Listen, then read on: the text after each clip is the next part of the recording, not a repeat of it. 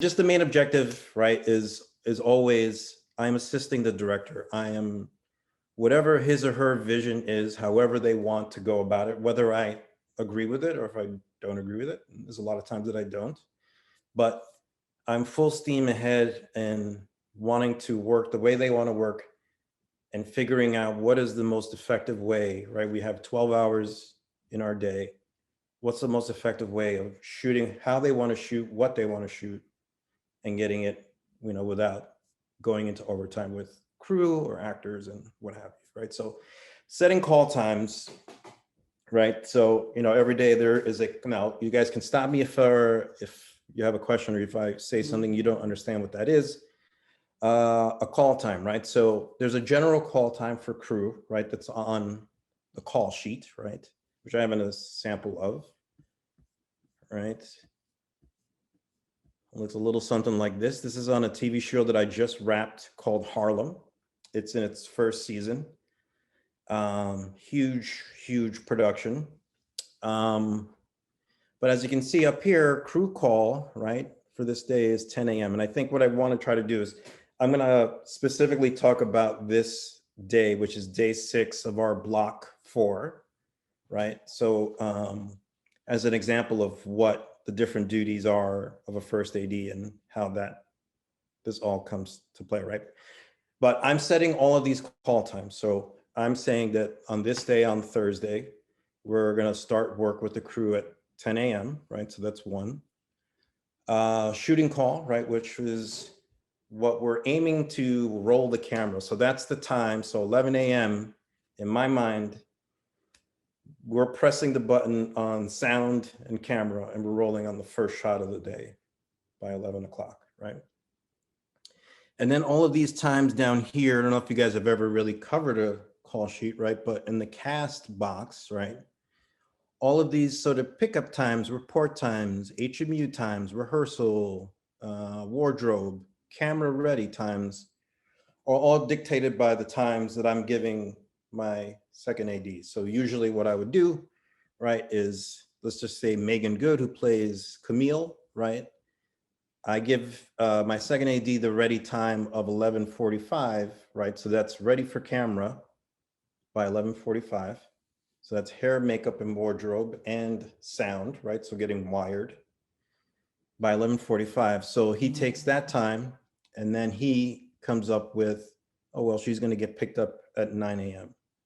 to go through hair, makeup, go through wardrobe, and be ready by 11:45, right? So every day during the course of a day, right, I'm being given this call sheet, right? And I'm working on, with the second AD, times, right, for the next day, right? So on a daily basis, I am thinking about not only what we're doing on set, then the scenes that we need to do, but I'm also thinking about tomorrow and what everybody's call time is going to be, right?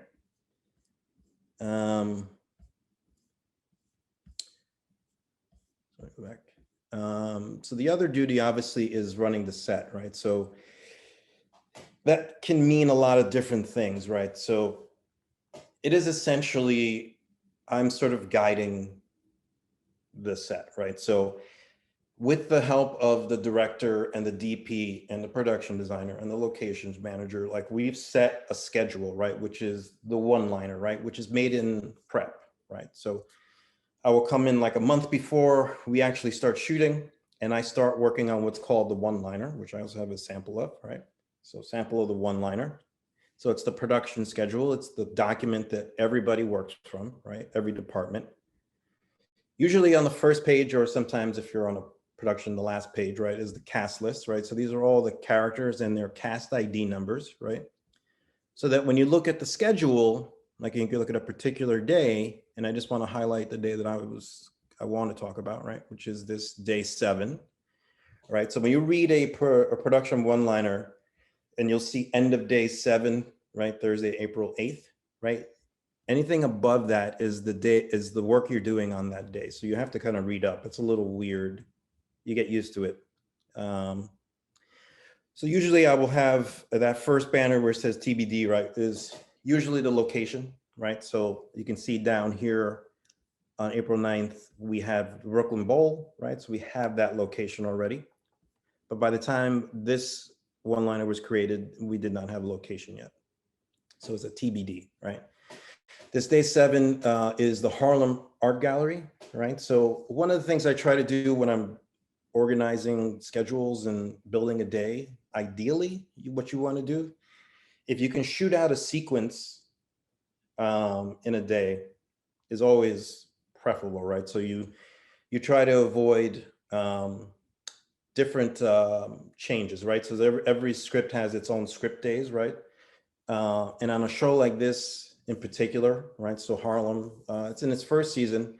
It's got 4 female leads, right? It's a very sort of glam heavy show. So hair, makeup, and wardrobe are a big deal, right? So on average, the 4 leads would take 2 to 2.5 hours in hair, makeup, and wardrobe, right? So it's a factor that you have to take into account, because if you're changing an actor in the course of a day from a different script day, you're talking about hour and a half you've lost because you're just waiting for them to go through hair and makeup again, right? So when I went into scheduling this day 7, I saw that Harlem Art Gallery, I put all those scenes together, it totals 4 3/8 pages. And I think to myself, this is perfect. This is a perfect amount of page count for a day, right? On this type of show, right? Now, these things always change, right? It really kind of depends on the type of show you're on. But this, the style of this show is a bit more of a television style of show as opposed to a film, right? So you're going to do, on TV shows, you're going to do a little bit more coverage, right? You're going to do more sort of your basic sort of master over the shoulder close-ups. Whereas on a film, there is a tendency to maybe not do as much coverage, just because there's a bit more freedom in how things are shot. Whereas if you're on a TV show, you're a director directing an episode, but there's also a showrunner and a producer and a studio above you that is going to want to have all of the things that are covering all their bases, so that when they get into the editing bay, they have what they need. So knowing that this is the deal, right? I have 4 leads that take 2.5 hours to get ready for one look. To shoot out a script day and have it be like 4 3/8 of a page is ideal. So this was the sort of my ideal of what that day 7 should be, right? It's 4 different strips, all dealing with the same character in a sequence, right? So the person, Camille, who in this instance, right, starts outside of the gallery, right? So interior, exterior, right? That means that we're actually outside, but we're looking into the space, right? For scene 5.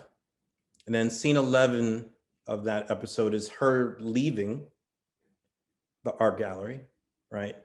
And then scene 12 is her getting into an SUV and that takes her to another spot, right? And this scene 9/6, which was supposed to be a night thing, I know it says dusk, but it was supposed to be a night exterior, was at the end of the day, right? So that's how it was in prep built, right? So as you know, things change on set as you're going through production. And I ran into the problem, and again, that leads to another one of the things on my list. You try to control the chaos, right? Because as you know, as you go through things, and I'm sure you guys have experienced this, not everything goes right. You have this ideal in your head about what the shoot's going to be and what you're going to get. And you get on set and, somebody is trying to kick you off of set because you don't have permission to be there, or, just happens to be that there was a construction site that has just started doing work, but when you scouted it, there was nothing there, right? So you get all of these different variables that happen, right? In this particular case, unfortunately, because of COVID, one of our actors got contact traced out, right? So that person was exposed to somebody who tested positive. So that meant that for an entire week of production, I could not use this person, right? So they had to quarantine and have 3 negative tests in a row in order for them to then be available for us to shoot, right? So it kind of threw a little bit of a curveball. Anyway, all those things to say that the day 7 that I've been specifically talking about kind of changed a little bit because of that fact, right? So there were some rewrites that happened during the course of us shooting. So what happened was this. So we go to what was the call sheet for that day. And now magically that exterior that was night that I had thought was going to be a night shoot was now a day shoot, right? So now it became the first thing that we do on the day, right? So you can see here on the call sheet, first thing up is that 9/6 exterior day. 5/8 of a page, it's 2 characters, right? Not the complete end of the world, right? But it's something that on the day, you know, you're working on another shoot day, you're doing working with other actors and dealing with all kinds of whatever. And somebody comes to you and says, hey, you know, that scene 6 that you thought was going to be night, well, now it's day, and now you have to figure out where that fits in the day and make it work, right? So it's kind of controlling the chaos, right? So I decide to myself, well, we'll start with that, right? It's 5/8 of a page, right? You can see that, right? And in talking to the director and the DP, I knew that they wanted to do it as a oneer. Now, oneer means that it's, we're gonna cover the scene in just one shot, right? So it was, that 9/6 is kind of like a transition scene that leads into a bigger scene, right? So it's basically one of the characters standing outside of a building, waiting for her friend. The friend comes out. They exchange a little thing because one of the characters is dressed very flamboyantly to go to a movie. And then they walk away, right? So it's the end of scene, right? So I take that bit of information. I know, okay, we can make this work in this day and do it first.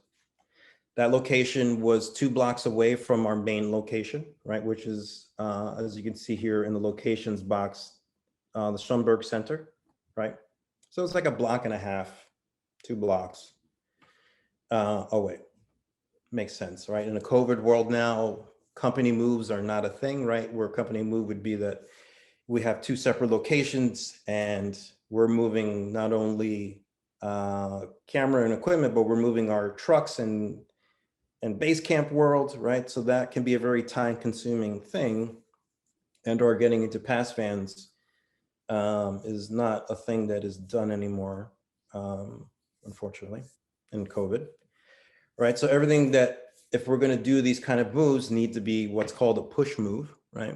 Basically what a push move means is that it's literally, I can just take a cart of camera and sound and we push a block and a half to go shoot another scene, right?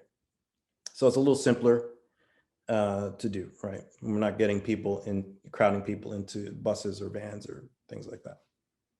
Okay. So kind of controlling the chaos, right, is a bit of what it's kind of the main thing that we do, right? And the other thing that's tied to that, which is my next thing on my list, is which is sort of creating a calm and safe work environment, right? So those 2 things kind of always will butt heads, right? Because chaos is always going to create some sort of unsafe thing because you want to get it done quickly. You want to make your day. You want, you know, all these things. And that's when mistakes happen. And that's when people do things that they normally wouldn't do and or are not paying attention because they're doing too many things at once. And then things become unsafe, right? The other thing to that is dealing with creative personalities, which is another big part of the job. And in this job in particular, it's a TV show, right? So I know that not only do I have my regular sort of director, DP personalities and or, you know, gaffer, key grip, you know, all of the key crew members, but I also have a showrunner, right? Who is always there and is sort of another director, if you will, like another person I need to check with in order to make sure that we're getting what we need to get, right? Like just to sort of on like an indie feature or a movie, you know, that showrunner would not be a thing, right? It's usually just the director who I'm sort of checking with creatively about shots and, you know, this and that. Whereas now there is another element to that, right?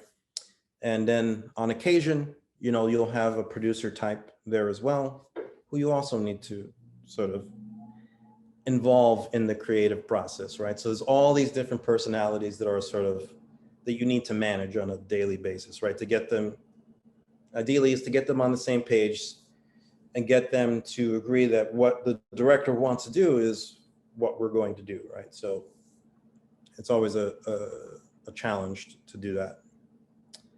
The other part to it is aiding in solving production problems. And I'm going to highlight, I'm going to go back to this day 7 in a second and kind of show you, give you examples of these problems that happen, that arise. But again, it kind of always goes back to the prep work that I do with the director and the DP and knowing the type of show they want to make. That will always help me and inform me in how to sort of solve those production problems, right? And again, it'll be highlighted again when I talk about this day 7. And then the other part to what I kind of do on set is keeping track of the cast and crew work times, right? Because, you know, obviously their productions, you're going to have your, you know, UPMs, right? So unit production manager, right? And you'll have a line producer that you're working with directly. And their job is to keep, and my job too, and to a certain extent, is to keep everybody on time, right? And not do overtime, right?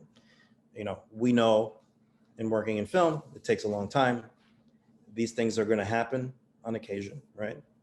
And it kind of is my job on set to be the guy that says, hey, we're going to go into overtime today. Like, and you'll see in day 7, there was a similar conversation that happened that not everybody was too happy with, but you know, these things need to be said. And unfortunately, it's my job to have that conversation on set with the higher ups and say, giving you a heads up, there is a high chance that we're going to go into overtime.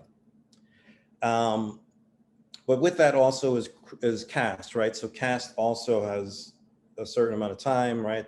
They go into overtime, but there's also this thing called turnaround, right? Which is you need to give SAG actors a certain amount of time in between work days, 12 hours, right, of rest, right? So the time that they are off the clock on one day, I have to give 12 hours before I can call them back for the next day's work, right? So when you're working on a movie, especially on a sort of indie films, right, where your number one is in like every scene, that is always the challenge, right? On a show like this, where I have 4 leads, I have a little wiggle room, right? Because what you want to do, and it's kind of highlighted in how I approach day 7, I was able to sort of change things around so that, so as you can see, the first scene I'm doing is 9/6, right? With numbers 3 and 4, right? The previous day I ended with number 1, which is Camille, right? So she was the latest that wrapped, right? And I started my day with 3 and 4, which is Ty and Angie, right? So I was able to wiggle around that 12 hours. I was able to give the actor the 12 hours and still have it make sense for the schedule, right? So anyway, all right, so getting to this day 7. Now, every day, this is actually done during prep, but it gets finessed as we go on. You know, there are times when directors, you know, some directors work, everybody works differently, right? So you're going to find when you are approaching your projects, how you like to work. Some of you are going to want and do a shot list. Some of you guys are just going to want to just watch a blocking and see the actors and then figure it out, right? There's kind of no right or wrong way to do it.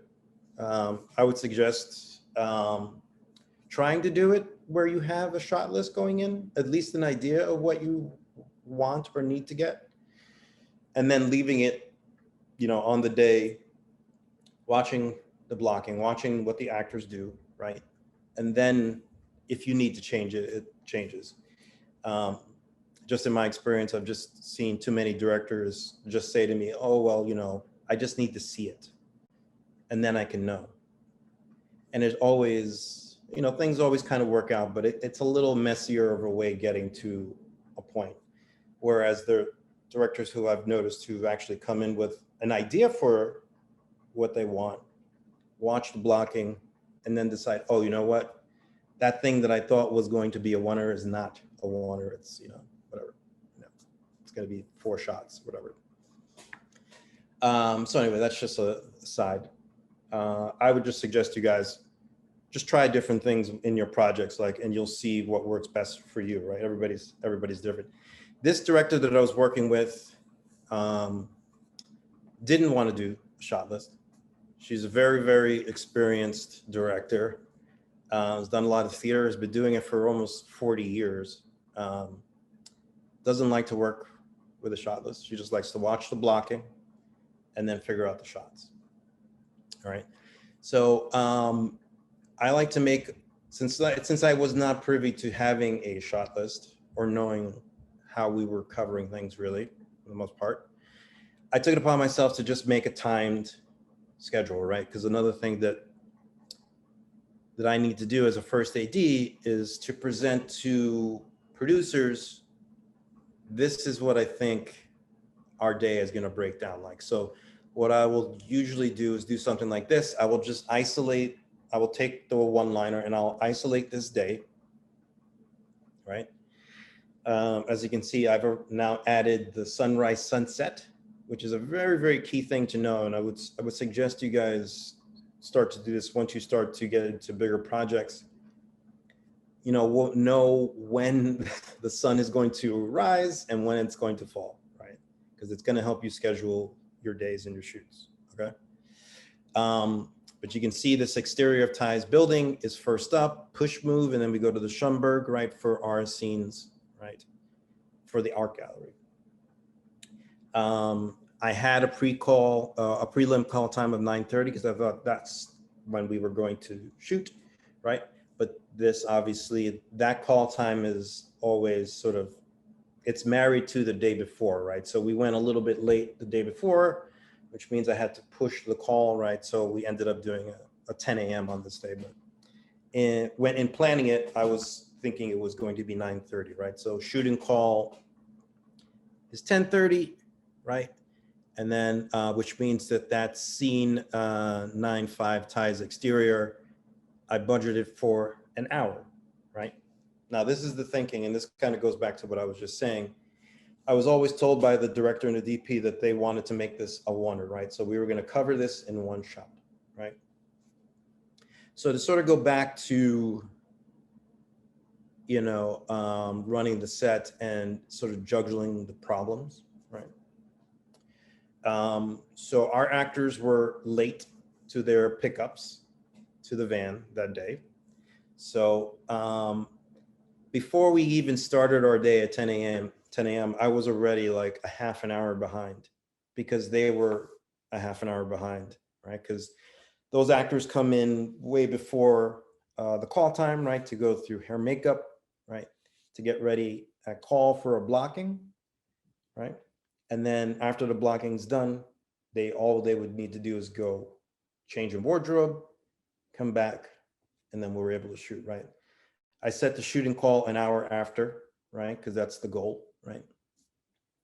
So the idea every day on the shoot, right? Usually, I will try to bring the actors in before call time, before crew call, to go through hair, makeup, right? At call, they come to set. We block the scene for everybody, right? So we do a director's blocking first with just the director and the DP, work it out, and then we mark it, right? We show the entire crew where we drop marks on the ground. They go away, right? First team goes away. First team is the actors. First team goes away. They go back to the trailers. so that all they have left to do is to get into wardrobe, right? Come back to set, get wired, and they're ready, right? So I sort of, 45 minutes, right? For all that process to happen. Usually those things go pretty much according to plan. This day, not so much, because they were half an hour late.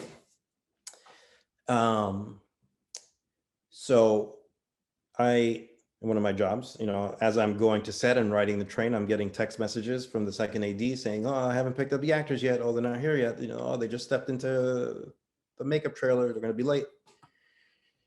So the first conversation I have to have is a phone call as I'm walking from the train station to set with the producers, like, "Hey, we're already a half an hour behind," before we've even started work. And then seeing the director, right, as I'm having my breakfast burrito, right, and talking about how the actors are not going to be on time. And against my better judgment, the director just wanted to keep them in the works, right? So keep them in base camp and block with second team, right? So second team is the stand-in, right? Now, I know that if we were sitting at around a table, right, and it was just the actor sitting in the chair, that would be fine, right? You can do that with second team, right? Because there is no movement. It's very limited. It's just, 4 people talking or whatever the case may be. But when you're doing a scene where actors are going to move around, even if it's the simplest of things, it's never going to be the same, right? They're going to do it in a very particular way, which, in the end, is it a huge deal? I mean, not really, but it saves so much time if we just kind of absorbed that half an hour and said, "Hey, listen, it's going to be a half an hour. Let's just bring first team in. We'll block it with them. We'll know exactly what it is. We'll know exactly what the shots are. They'll go off, and we'll do that," right? But the director did not want to do that. She wanted to just do it with second team. So that's what we did. We blocked it with second team. They did it in the way that they would do it, right? Because they didn't see the first team do it. They just did it the way they thought it was. Everybody was very happy with it. They're like, "Oh, this is gonna be very simple. We're gonna be able to do this in a oneer." We get set. We get everybody there. First team stays through the works. They are ready by like 12 o'clock, right? Or 11:30, whatever that time was. They come back to set. We do a camera rehearsal, and it's completely different. It is, and you think it's just like one person standing outside, another person on action coming from inside outside. Pretty simple, completely different than what what we planned with second team. So all that time that we thought we were saving really was not the case, right? Because we just saw it, what we're actually going to shoot. And what we thought was going to be a oneer now got split into 4 shots, right? So as you can see on my timed schedule, I only had an hour for this. But now it became 2.5 hours, right? Now, not ideal, right? Was kind of a big day for us, right? So that Harlem gallery, it's like, 40, 50 extras, right? And so in COVID times, not the easiest thing to navigate. It's usually not easy to navigate in normal times because you can only have a certain amount of people on set, right? So it's navigating that along with a large sort of page count, right? As you can see, that first scene at the gallery is a page and 1/8. That's the second scene we're going to do is 2 pages, right? And then the last scene is 5/8. So I know that ahead of me is a really big sequence that originally I had scheduled to be just the day itself. And now I've wasted like 2.5, 3 hours on this one scene, which was 5/8, which was supposed to be one shot.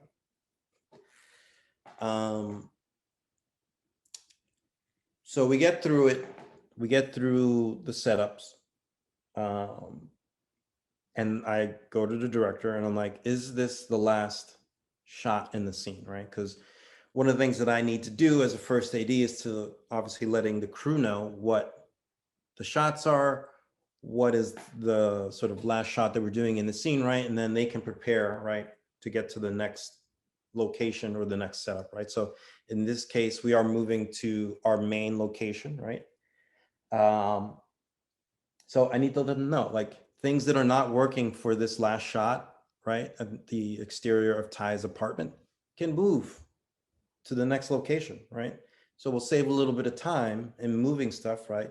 If things can advance that aren't working, right?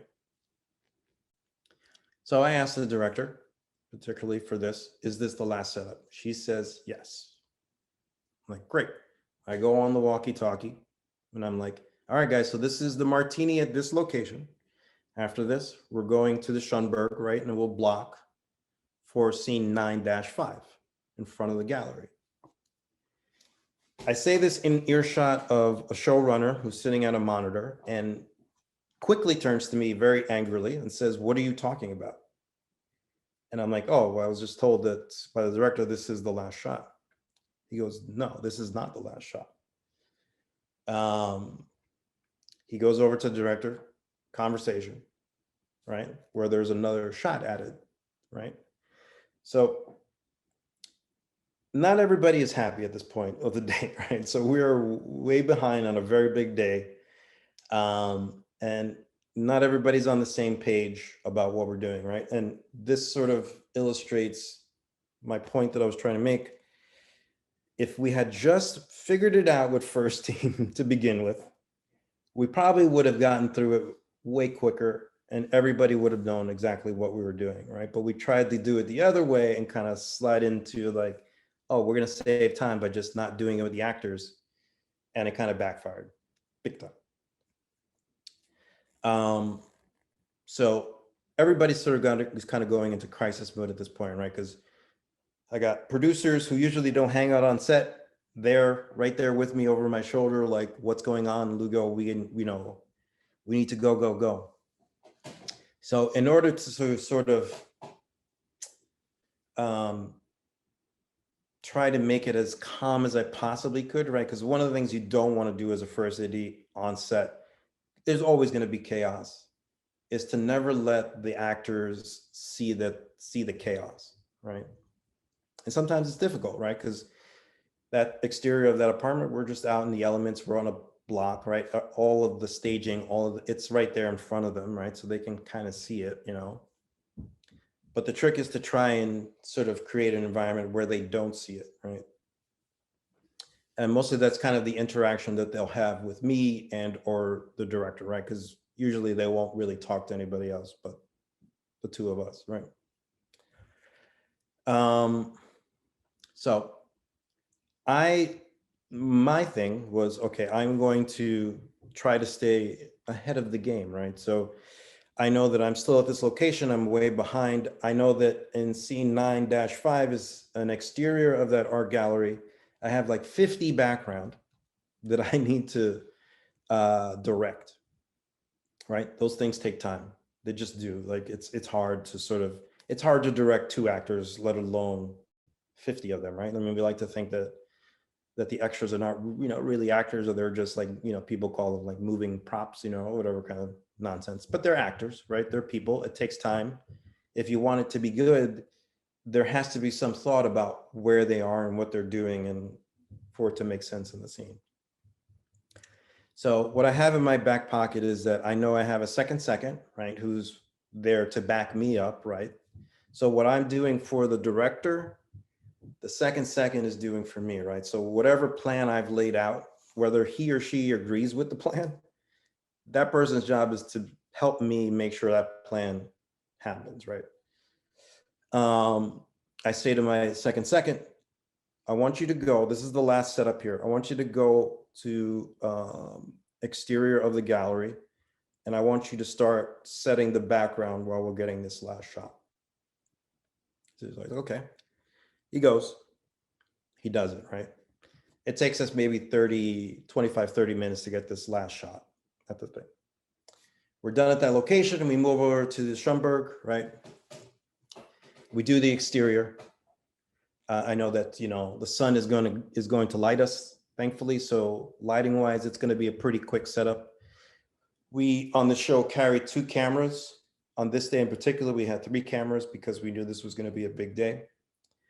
And we used it to our advantage, right? So once we advanced to the Schomburg, literally went straight into a blocking. Like, actors were completely ready. All they needed to do was get wired. I already had the second set the background, which he did an incredible job with, thankfully. And we were able to get that page in 1/8 in like an hour and a half, right? So that kind of saved our day, right? So, you know, sometimes some scenes are going to take longer than others, and you know that sometimes in your back pocket, you know that there's this scene down the road that I know that I can save some time with if I can stay ahead of the game and think ahead, right? And in this case, this worked out tremendously well, right? Because we were able then to go into scene 911, which is the interior of that gallery, before lunch. And that was huge.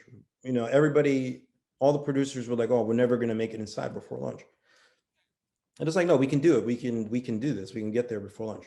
And we did. And we were able actually to get a few shots before lunch in the interior, right? Which is tremendous. Now, we did, the other thing I wanted to sort of, going back to the sunrise, sunset, right? So into the interior of this, right, it says 9/11 says sundown, right? Right. So everybody, you know, there's always, on every movie, I always have this conversation about magic hour, right? And what magic hour means to people, right? In talking to the showrunner and the director, scene 9/11, sundown meant this is magic hour. Now, mind you, we are interior, right? So what does that mean? Magic hour in an interior, right? Just so happens that what the Schomburg, what location ended up being, was one side of that room was an entirely windows, which looked beautiful, right? But it poses a problem for production because I've already added an extra exterior day scene to this, right? So I have a limited amount of daylight left in the day, right? So the sunset, I know, starts at 7:27, right? I'm like, oh, this is going to be iffy, right? Before we go into the interior, right, we finished that exterior of the gallery. Everybody's very happy that we're actually going inside before lunch. And I say to the producers, we need to take meal penalties to get some of these shots in the interior, which they were not happy with, but we did, right? So meal penalty means, you know, every 6 hours we have to break for lunch. On this day, we were going into a room that had one side of the room was completely full of, was all just windows. And if we had broken for lunch, which would have been like an hour, 15 minutes, that's an hour, 15 minutes that we would have wasted daylight. So they said they agreed to it. When we blocked the scene, I turned to the DP and the director and I said, listen, I bought us lunch penalties from the producers, right? What we need to do is shoot out all of the wide shots before lunch. That's all we need to do. And they were like, great, perfect, right? You know, in that space, you see it, you do all your wide shots first, you can then work smaller, right? Where we can light stuff. Like, so if it's just 2 characters looking at a painting, which was kind of what that ended up being in the end for closer shots, I knew in the back of my mind, if it came down to it, the sun disappears, I can still shoot because I can light that. I can't light a big wide shot with huge windows, even with this huge production, and make it look like it's day, right? So that was what we went and did. We did all of our wide shots. And in essence, we kind of also shot our coverage too, to the point where by the time we broke for lunch, which was an hour and a half late or whatever it was, hour and a half, we had shot the majority of the scene. And we only owed 3 shots at the end of what we got when we went to lunch. And those 3 shots were insert shots of paintings, right? So with my 3 cameras, I was able to do 3 setups with 3 cameras and cover the entire 2-page scene before we lost the light. Now, this poses another problem because that crew was not happy that we did not break on time. They had already gone through 3 blocks of shooting, right? So each blocks, they were doing 2 episodes, 3 episodes a block, where they never broke on time. They were not happy. This was the last block of the season. They were tired and they were not happy about it. But I knew that I had something in my back pocket, right? So this, if you look, now we're at the point where we're at lunch. I only owed 3 shots in 9/11, and then 9/12, which is a night scene, which is the characters leaving the gallery, right? And then I have this time permitting driving, a drive-by, right? So that's literally just no actors, right? You can see here, there's no actors. It's literally just a background actor driving the car down a street, and we just see the car drive by with, right? So it's just a drive-by. So at lunch, I sit down and I talk to the director and the DP, and I say this. This is what we need to do. When we come back in from lunch, right? So coming back in from lunch, meaning that we are now starting back work, right? We need to block for 9/12, which is the night scene, right? After we've blocked, we're gonna leave 1 camera and the lighting crew outside to work on that scene. While we go inside with the other camera, we're gonna shoot the 3 inserts that we need to do of the paintings, right? And we need to figure out for 9/12 what the shots are going to be, right? So they were like, yes, that's the smartest way to do it. Let's do that, right? All right, so we come back in from lunch. The sun is already gone from the sky. And all I have is a wall with 3 paintings, no actors, just literally a clean shot of the paintings, right? Fantastic. Producers are like over the moon happy. You know, they started out the day hating my guts, and by lunchtime, I was like, oh my God, you know. So we go out, we block the night scene, right? When we're back in from lunch, the first thing I do, I take the actors, we go outside, we block it. We do it, the actors go away to relax or do whatever they do while we're still working. And again, I'm telling my second, I want you to go and figure out the BG for the scene. So figure out where the extras are gonna be. I'm gonna go inside with the other camera, and we're gonna get these 3 shots. As we're doing that, in between setups, I'm talking with the director and the DP. How are we covering scene 12 outside?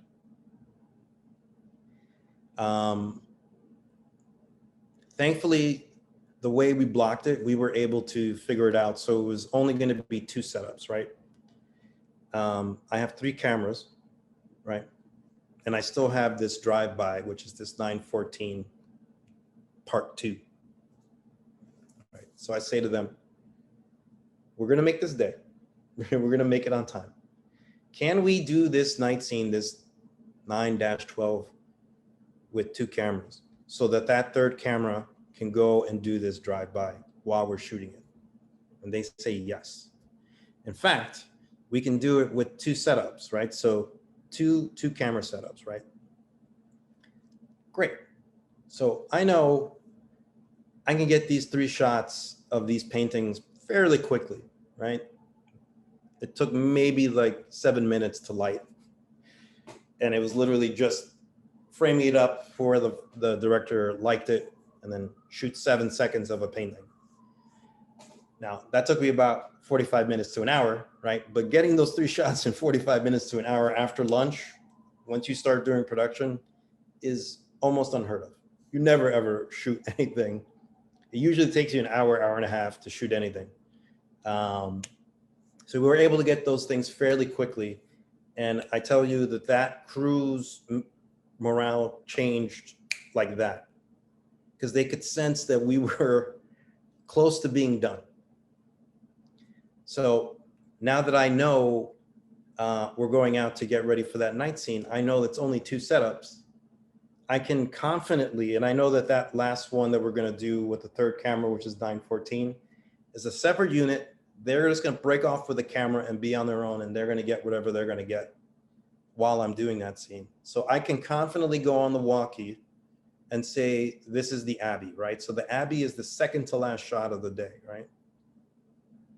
And then going into that last scene, to say that is huge, like huge, right? Literally the entire crew's, everybody was just like a sigh of relief. Thank God there's an end in sight.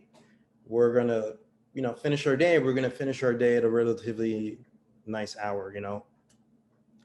And we went out and we did it. We had blocked it before. We knew what the shots were, right? And we were there and we were just able to execute it, right? Now, a day that started out at 10 a.m. being like almost close to maybe 2 hours behind after the first scene, I put a sample of a production reports, or a PR, called PRs, right? So to keep track of what the times are and everything that we did that day, right? You can see where it says work times, right? Crew call was 10 a.m., shooting call was 11. I was able to get the first shot off at 11:25, which was a miracle almost. I thought it was later. But camera wrap was 9:43. Now that's 9:43 with that 3rd camera doing that drive-by. But if you look at our actor times, right? I actually wrapped the actors at 9:22. Right, so, which started out being a day that people thought, oh my God, we're gonna go into way OT, starting out at 10 a.m. and then ending at 9:22 is pretty good, right? And if you can see on my sort of time schedule, I thought that day was going to sort of end up being, right? I had us ending at 10, right? Now 9:30 was the original call, so maybe 10:30 was the time I thought we were actually going to finish that day, and we finished at 9:22, right? So with that said, I mean, that's kind of the gist of what a first AD kind of deals with on a daily basis. It's anything and everything. And the one thing that you sort of need to sort of keep in mind as a first AD is that people are looking to you for guidance, right? You have all the creatives going and giving their ideas and doing their thing, right? But you need to be the one that kind of reins it all in, gets all of the information, and then figures out what is the best way for us to do this in a way that we can finish on time and get what the director wants. And that's kind of what my job is in a nutshell. Wow. Really amazing, thorough explanation of just kind of covering so much territory and such a great concrete example of, kind of the day and the challenges of the day. It's so interesting to me because, as it used to be historically, correct me if I'm wrong, but it's my understanding, it used to be that assistant directors, it was a path to directing, back in the 40, 20s, 30s, 40s, 50s, even 60s, 70s to a certain degree. But that at a certain point, it's shifted and it's become more of a path to becoming a unit production manager to producing. And maybe you can speak to that a tiny bit. Yeah, it is. And it's weird too, because it kind of does seem like it's a natural progression, right? I mean, there is a large portion of the job that does lend itself to being a UPM or sort of a line producer, right? Because you do have your hands in the pie of keeping things on budget and and that sort of thing. But there is the other side of it, which is we're also assisting the creatives, right? So, there are times, and it depends on the director, they're going to ask me about what my opinion is. And, or, some of them will say, hey, if you see something that I'm missing or something, please let me know, so, there are times where I'll just whisper in their ear, and I'm like, oh, if we move the camera this way, we could do this, or, I think maybe you need an extra shot in this because you're not covering the scene enough. And yeah, I mean, taking it from somebody who wants to make that step, it is very difficult. And in fact, very early on in the shutdown, I've been very, very blessed in that I got an opportunity to direct as a DGA director on a film for a day. And just very briefly, the director was in LA, where we had shot this film 2 Octobers ago, and there still needed to be 1 day of shooting, right? Because there was a gap in the plot. One scene, 2 actors on a balcony at the Intercontinental Hotel. The director was in California, was a bit of a germaphobe, and didn't want to make the trip to New York during COVID. This would have been in August.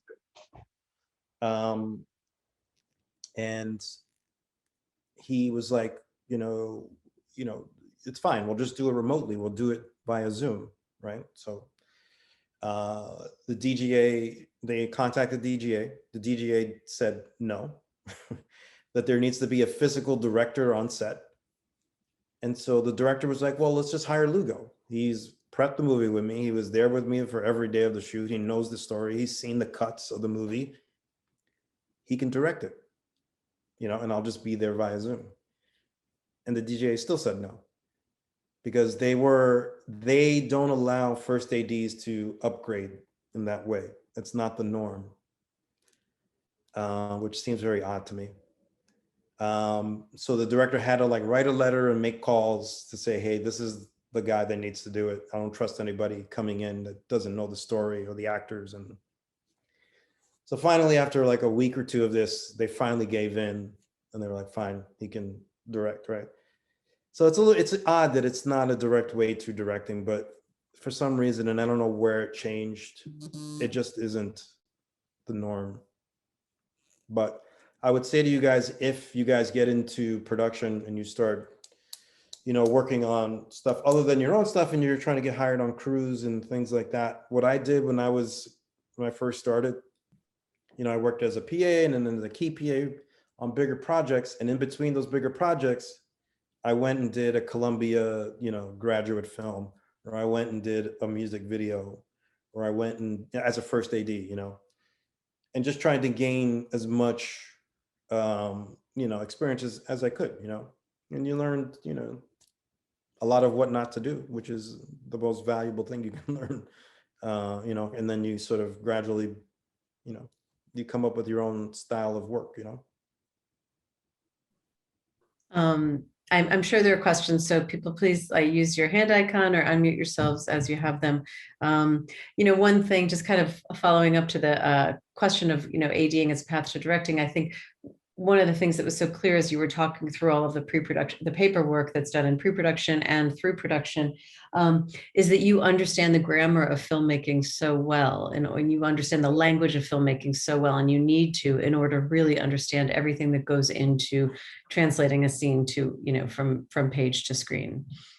Yeah, I think it's so weird too. That's another thing that you think that's a given, right? But there's a lot of first ADs that don't come from I came from going to film school and watching film and, making my own shorts and all that kind of stuff. But there's a lot of first ADs that don't come from that world. They come from all kinds of walks of life and somehow ended up as a first AD. And definitely one of the biggest compliments I ever got from a producer was that he suggested me for a project because he felt like that I cared so much about the creative, which to me, it was that was the greatest compliment I could get. Because I mean, my main goal, like I said earlier, is to find out what the director's vision of the project is, and whatever I need to do to make that happen is what I'm going to do. So yeah, Okay. it's valuable to sort of know, the creative and be able to explain. You don't know how many times I've explained to directors who have been doing this professionally, about jumping the line, a lot of conversations about that. Just simple things that you think people would just know automatically, but Well, that's probably, Lucas, I want you to ask your question, but that is probably interesting because you've worked on, I mean, again, I have a little insight into information, just having a husband who's a first AD for over 30 years. You've probably worked on so many more films than most of the direct films and television shows than the directors you've worked with. So you really understand concepts like the line and, probably in a very detailed way. Yeah, no, that's very true. I mean, if you think about like how many job opportunities working directors get as opposed to like a first AD, like you just look at their IMDb pages. I mean, it's a huge difference of how many projects I get to work on, how many different kind of projects I get to work on, whereas a director might just get pigeonholed into, well, this person does comedy or this person does this. I'm able to do horror movies, comedies, TV, indies, so, being a first AD, that I know there is a portion of it that you could get sort of like pigeonholed into like your first AD. But I look at it as I'm getting such a valuable just education in how not only films and TV get made, but how, different genres and what, each one of those things actually entails in terms of, making the product, because they're all very different and they all have different approaches that you need to take. Lucas? I just wanted to ask you, what is the process of joining the DGA? Like, what do I have to do? What are the requirements? There's a lot of different ways to getting in, right? The sort of the path that people most take is doing the PA days, right? So you work on as a PA, and I forget what the number is. It's like 625 days or some ridiculous amount of numbers, right? But and if that's a way that you're going to do it, I mean, you build what is called your book, right? So the book is just like you're keeping track of 5 different documents, right? So there's the call sheet, right? Which you guys will have a sample of, hopefully they'll share that with you. So there's the call sheet, there's the production report, which is also a sample that I've provided to you guys. There's what's called the crew deal memo, right? Which is just your contract that you signed with the production, right? There's your pay stubs, right? And then there's the crew list, right? And on the crew list is just literally what it is. It's just the listing of everybody that works in the different departments and your contact and your email and all that stuff. Always a very valuable thing to get whenever you work on a production, right? Because you never know, like you're definitely going to run into people again and again. You think that the film industry is this big, huge thing, but it's actually a very small community of people, especially if you're working in New York. You're going to see the same Teamsters, the same gaffers, the same grips, the same sound people over and over again. So you got to keep track of those 5 documents. So whatever each production that you do, if you're able to get those documents, right, those 5 things prove that, for one day you worked in this position, right? So literally it would have like binders upon binders of every show that I've ever worked on, right? That's kind of the easiest way. Now there is also the Dga Trainee Program, which is very, very hard to get into. I only think they do like 8 or 9 people a year. It is a very intensive thing, I think, because and I'm not quite sure because I didn't do it, but I have a lot of friends who have.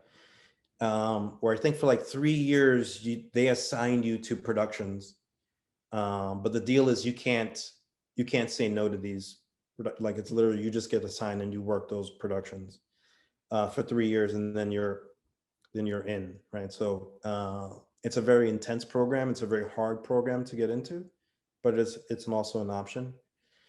The way that I got in was a little weird because like I said before, I was working on bigger projects, right? So as a key PA or as a second. So, I did like Flight of the Conchords as a key PA, or I did the show Louis for FX as a key PA and a second. I did a movie with Amy Poehler and Tina Fey as a second, right? But in between all those jobs, I was always doing non-union first AD stuff. So I did a lot of indies, a lot of music videos, a lot of commercials, anything that came my way. Yeah, like film school, like, graduate films, that kind of stuff. And on one particular indie film, the movie starred Kristen Wiig. I don't know how she did this movie because it was like a $500,000 budget movie. It was a Sebastian Silva film. I don't know if anybody knows his work, right? But he did a movie called Crystal Fairy, which at the time was the movie he had just finished. So it was a movie called Nasty Baby. And I guess he was friends with Kristen and she'd agreed to do the movie. And they were trying to do it. He was in the DGA at the time, but he was trying to do it under the radar. DGA caught wind of it. And I had prepped the movie for like a month. And the DGA basically said, you need to join the DGA. So I got asked to join as a first AD. If you get in doing your 625 days, you go in as like a second, right? So you work your way second AD, then first. And this is not the norm, I got in as a first AD because of all those days that I did as a first AD, I was able to submit that to the DGA and say, I qualify to get in as a first AD because I have the days to back it up.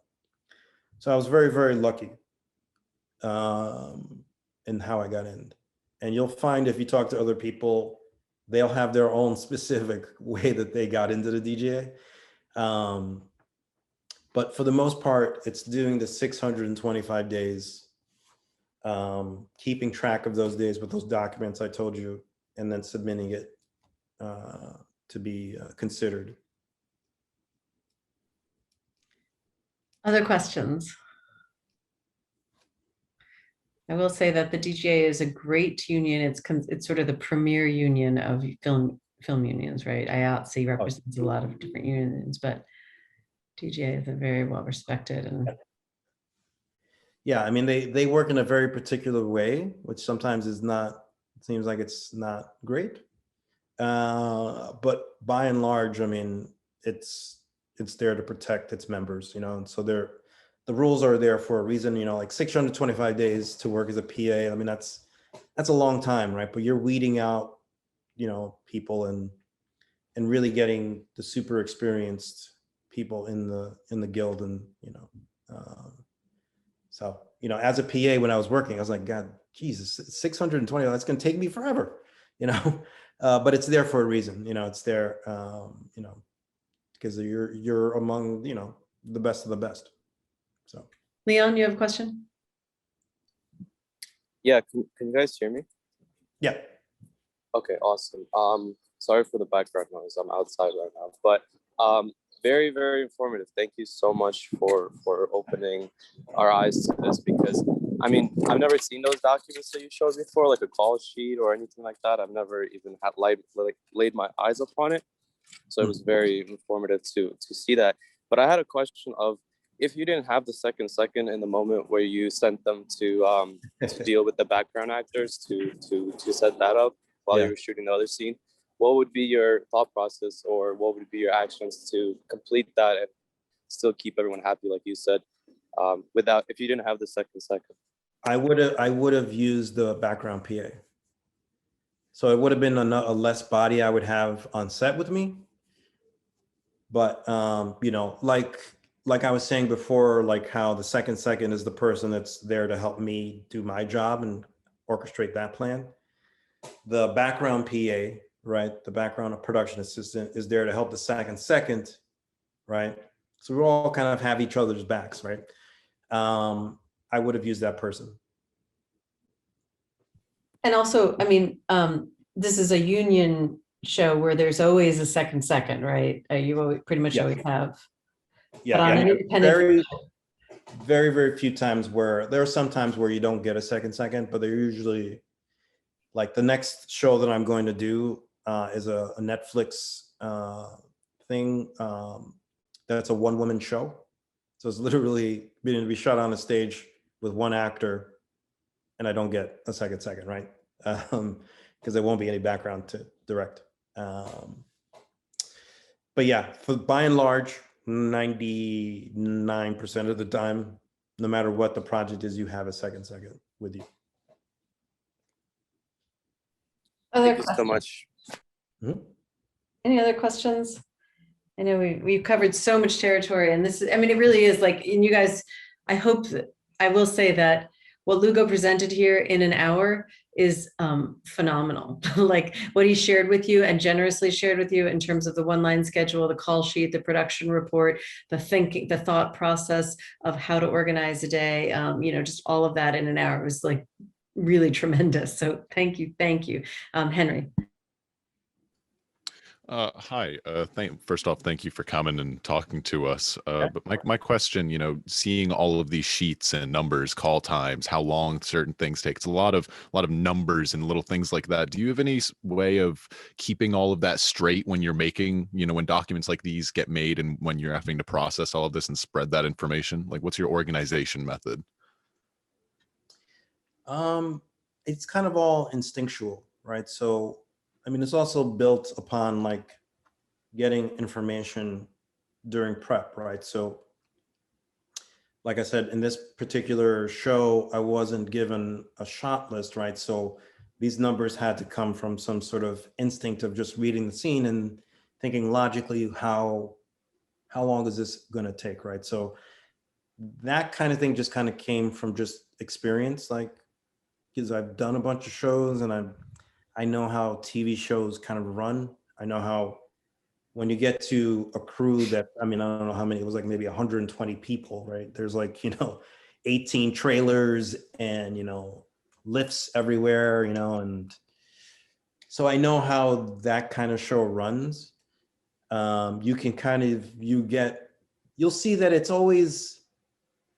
it's different, but the same, right? So the location might be different, the people might be different, but it's kind of always the same, right? It's always the same deal. Like if you take these maybe 3 variables that you know, I know that first team takes 2 hours to get ready, or I know that we're doing a TV show and we're going to do conventional, you know, coverage, master shot, over the shoulder.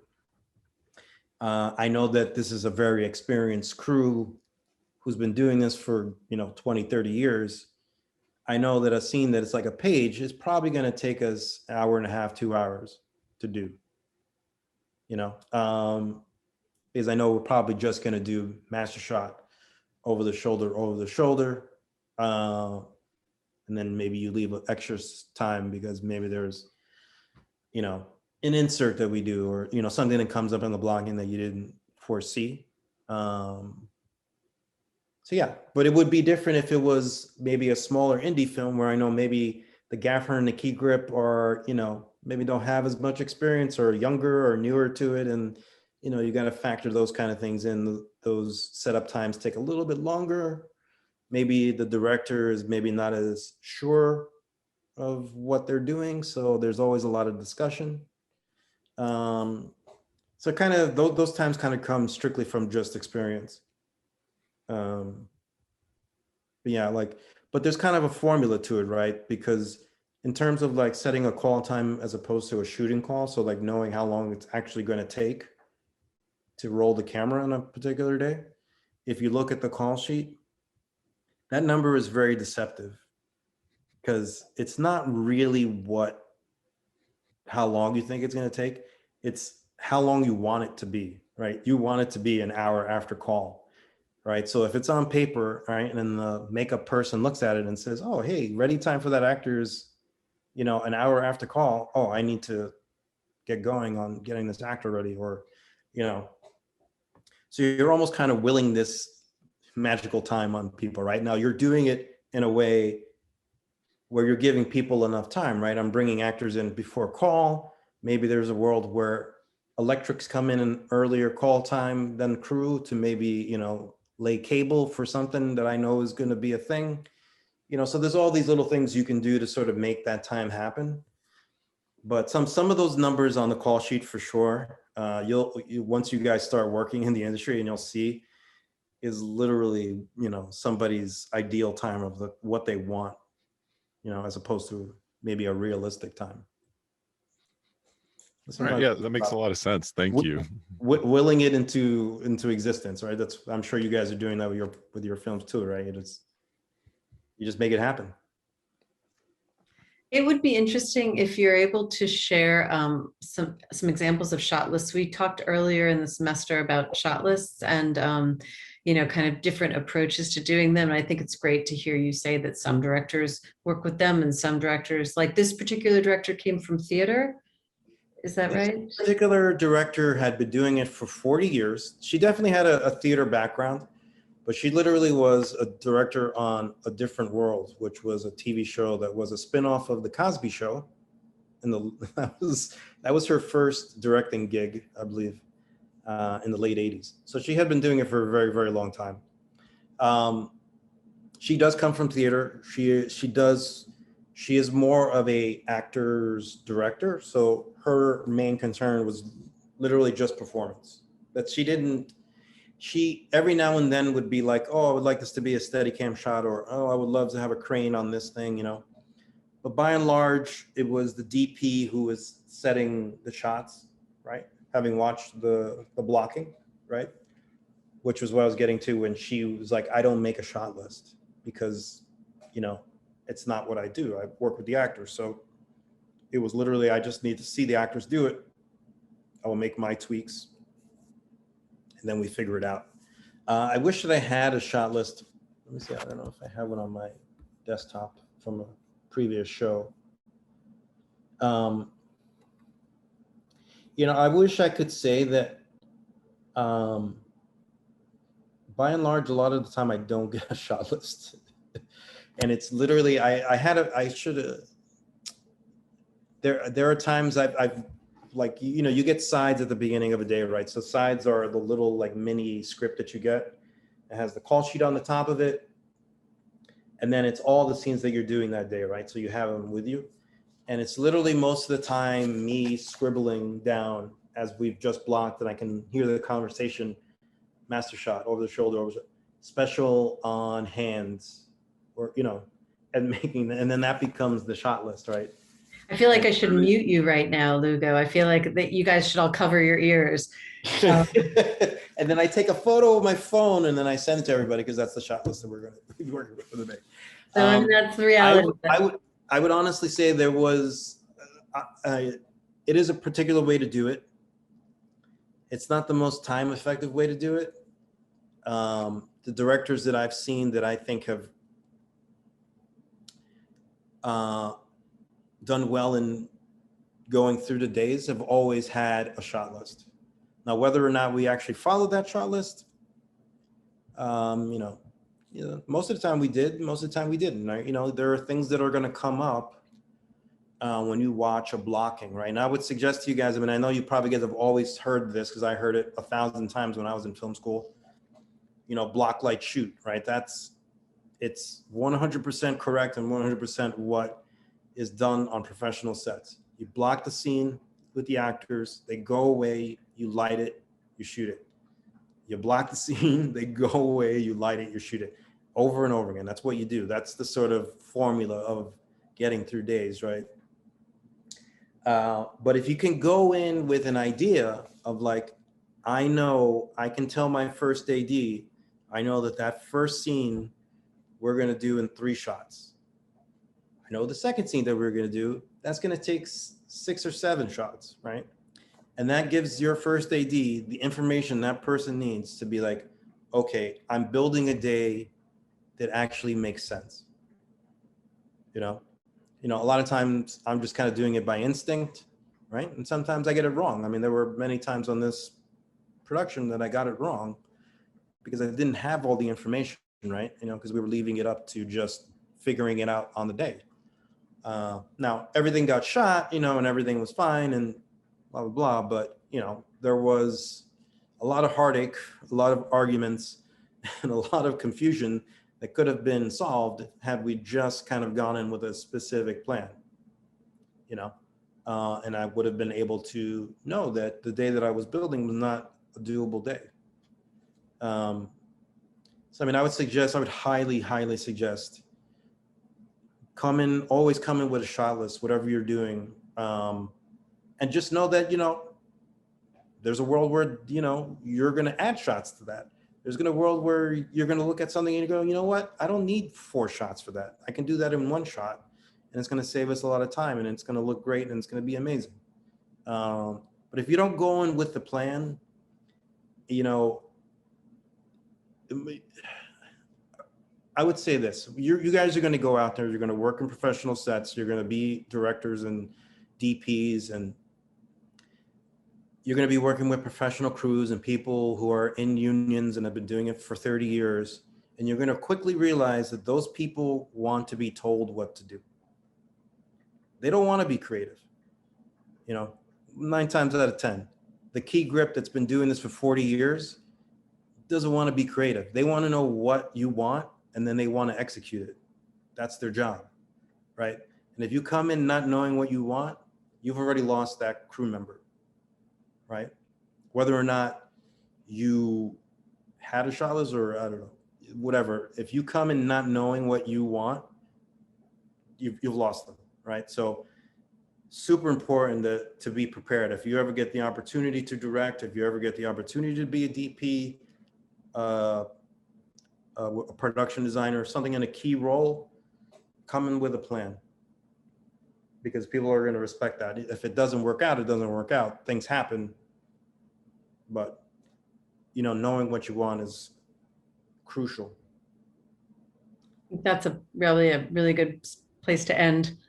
I'm tremendously grateful to you for this. This has just been so interesting and packed with information and insight. Yeah, and if you guys, you know, if you want to share my email, if you guys want to contact me, have a question or whatever, feel free to. You know, and I'm working with the Alumni Association, right? So, you know, one of the things that we're doing with doing these workshops and getting people to come in and talk to you guys is that we're trying to build a relationship between the students and, you know, the people that are actually working out there professionally that have gone to Brooklyn College. So, you know, my door is always open to everybody. You know, feel free to email me with any questions or anything. So. It's super generous what you're doing. I mean, I don't even know that you all know that Lugo is a graduate of Brooklyn College. I don't think I said that because we just jumped in. So not only is Lugo a graduate of Brooklyn College Film Program, but he is now the head of the Alumni Association and really spearheading, you know, just getting so much, so many great conversations going. Yeah, you want to put your email in the chat, Lugo? You want me to? Yeah, yeah, I'll put it in there. And yeah, thank you for the opportunity, and you know, good luck to everybody. Thank you so much. We'll give you a round of applause. Really appreciate it.